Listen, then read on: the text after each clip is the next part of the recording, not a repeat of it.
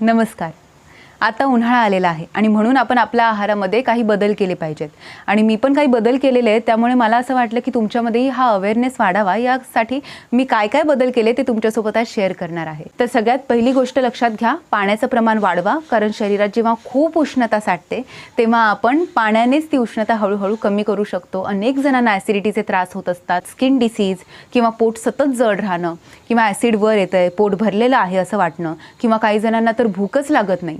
तर या सगळ्या गोष्टींच्या मागे आपली आहार पद्धत आणि आपली लाईफस्टाईल काय आहे, या दोनच गोष्टी आहेत. दुसरी महत्त्वाची गोष्ट अशी की आपण उन्हाळ्यामध्ये पोटाला थंड वाटावं म्हणून आईस्क्रीम किंवा कोल्ड्रिंक्स घेतो. आईस्क्रीम आणि कोल्ड्रिंक्समुळे काय होतं माहिती आहे का, ते थंड आहेत पण ते थंड फक्त आपल्या घशाला आणि पोटाला लागतात.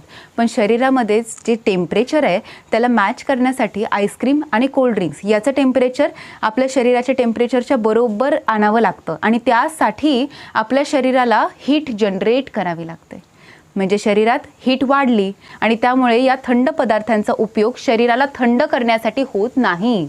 त्यामुळे आईस्क्रीम आणि कोल्ड्रिंक्स घेण्यापेक्षा नारळ पाणी आहे, तसं कलिंगड आहे, द्राक्ष आहेत, अनेक फळं आहेत, ताक घेऊ शकता, कैरीचं पन्नं घेऊ शकता. खूप छान पदार्थ आहेत हे आणि याच्यामुळे आपल्या शरीराला त्याचा खूप उपयोग होतो. तर कैरीचं पन्नं, त्याच्यामध्ये विटॅमिन सी, आयर्न, त्यानंतर आपल्याला जर भूक लागत नसेल तर डायजेशन चांगलं करण्यासाठी, कॉन्स्टिपेशन जर होत असेल सारखं सारखं उन्हाळ्यामध्ये तर ते कमी करण्यासाठी आपल्याला कैरीच्या पन्न्याचा फार उपयोग होतो.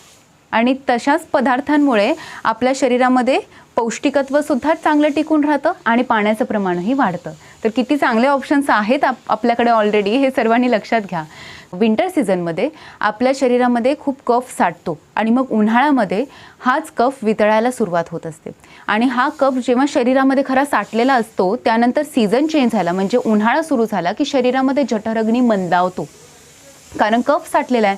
बघा, कफ आणि जठरग्नी, कफ आणि अग्नी दोन्ही वेगवेगळे आहेत, दोन्ही विरुद्ध आहेत. मग कफ साठल्यामुळे जठरग्नी मंदावतो आणि त्यामुळे आपल्याला भूक कमी लागते. पण आपल्याला सवय कशी असते की मी जर माझ्या आहारामध्ये 3 चपात्या घेते तर मग वर्षभर माझा आहार तसाच राहणार. पण आपण शरीरामध्ये काय चेंजेस होतात याकडे बघून त्याच्यामध्ये बदल करत नाही. तर जर आपल्याला हा त्रास होत असेल की भूक लागत नाही आहे, खाल्लेलं अन्न पचत नाही आहे, पोट जड वाटतं आहे किंवा नुकतंच जेवल्यासारखं वाटतं आहे 4 तास उलटून गेल्यावर सुद्धा, तर अशा वेळेस आपण आपल्याला पचायला हलकं असणारं अन्न खायला पाहिजे. म्हणजे आपण आपल्या जेवणामध्ये जास्तीत जास्त सॅलड्स घेतले आणि मग बाकी चपाती किंवा भाकरी, भाजी हे थोडंसं कमी घेतलं तर चालेल. म्हणजे पोट पण भरलं, शरीरामध्ये थंड पदार्थ, काकडीसारखा पदार्थसुद्धा गेला, त्यामुळे शरीरातली हीटसुद्धा कमी झाली आणि पचायलाही ते जड जाणार नाही. आणि नेहमी शरीराला हलकं जाईल असं अन्न खाल्लं पाहिजे. इतर वेळेस तर नक्कीच, पण उन्हाळ्यामध्ये स्पेशली जठरग्नी मंद झाल्यामुळे पचनक्रिया ही खूप हळूहळू होत असते. लोक रात्री उशिरा घरी येतात, त्यानंतर जेवण उशिरा होतं, पण आपल्या शरीराला ते मानवत नाही. आणि तेव्हा आपण जेव्हा खातो रात्रीचं तेव्हा आपल्या शरीराला ते पचवायला खूप वेळ जातो आणि मग अन्नपचन होत असताना आपल्याला झोप पण चांगली लागत नाही आणि दुसऱ्या दिवशी पचनही नीट न झाल्यामुळे संपूर्ण दिवसभर आपला मूड तेवढा चांगला नसतो. त्यामुळे पचन चांगलं व्हावं, शरीराचं आरोग्य चांगलं टिकून राहावं याकरिता योगासनं सकाळी करणं महत्त्वाचं आहे. म्हणजे शरीरामध्ये काही त्रास होत असतील, उद्भवत असतील तर ते आपण तिथे प्रिव्हेंट करू शकतो. तसंच उन्हाळ्यामध्ये इतर डाळी ज्या आपल्यासाठी जड आहेत पचायला त्याही आपण खरं टाळायला पाहिजे. जसं उडद डाळ पचनासाठी ही थोडीशी जड आहे आणि म्हणून ती थंडीत खाल्ली तर खूप खूप खूप फायदेशीर आहे. म्हणजे ज्याची आपण इडली, डोसा असे पदार्थ बनवतो, खूपच फायदेशीर आहे उडद डाळ. पण उन्हाळ्याच्या वातावरणामध्ये ती पचायला जराशी जड आहे. तर अशा वेळेस आपण मूग डाळीचा नक्की आपल्या आहारामध्ये वापर करू शकतो कारण ती पचायला हलकी आहे. आणि सर्व व्हेजिटेरियनसाठी प्रोटीनसाठी डाळींपेक्षा वेगळा चांगला अजून कुठला सोर्स नाही. त्यामुळे डाळींचा आपल्या आहारामध्ये समावेश पाहिजेच, पण त्यातून तुम्ही मूग डाळ जर वाढवलीत तर त्याचा नक्कीच उपयोग होईल. तूर डाळ आणि मसूर डाळ याचाही उपयोग तुम्ही उन्हाळ्यामध्ये थोडा कमी प्रमाणामध्ये करू शकता, पण जास्त प्रमाणामध्ये नक्कीच मूग डाळ तुम्हाला उपयुक्त ठरेल. तसंच जे जुनं धान्य असतं ना ते तुम्हाला जर कुठे मिळत असेल, अवेलेबल होत असेल तर ते घ्या, कारण जुनं धान्य हे पचायला सोपं असतं. तर शरीराची इम्युनिटी वाढवण्यासाठी आपल्याला या सगळ्या गोष्टी करणं महत्त्वाचं आहे.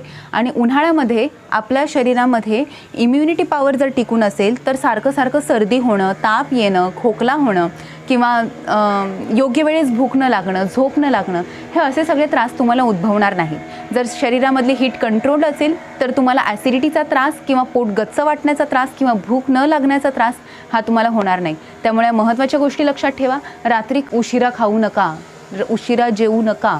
तुम्ही जितकं लवकर होईल तितकं लवकर जेवण करून घ्या. 6:30-7च्या आत म्हणजे सूर्यास्ताच्या आत तुम्ही जेवलात तर तुम्हाला खूप आरोग्य लाभेल. मी कितीतरी वर्ष हे पाळते आणि मी ते अनुभवते, म्हणून मी अनेकदा आहाराचा जेव्हा विषय निघतो तेव्हा तुम्हाला हे सांगण्याचा प्रयत्न करत असते की रात्री उशिरा जेवू नका. तर जेव्हा भूक लागते तेव्हा नक्कीच मी मग दूध पिते. म्हणजे कसं की जर भूक लागली तर आपण दूधही पिऊ शकतो आणि आता उन्हाळ्याच्या वातावरणामध्ये दूध आपण प्यायलो तर ते शरीरासाठी उपयोगीही ठरतं, हे आपल्याला आयुर्वेद सांगतं. त्यामुळे तुम्ही नक्कीच जेवण स्किप करून कधी कधी दूध घेऊ शकता. तर अशा प्रकारे आपण सर्वच फळांचा आणि सर्वच पदार्थांचा आनंद घेऊ शकतो, पण नियंत्रणात. त्यामुळे तुम्ही नियंत्रण स्वतःवरती ठेवा, सर्व पदार्थांचा आनंद घ्या, तुमचं आरोग्य हे उत्तम ठेवा. धन्यवाद.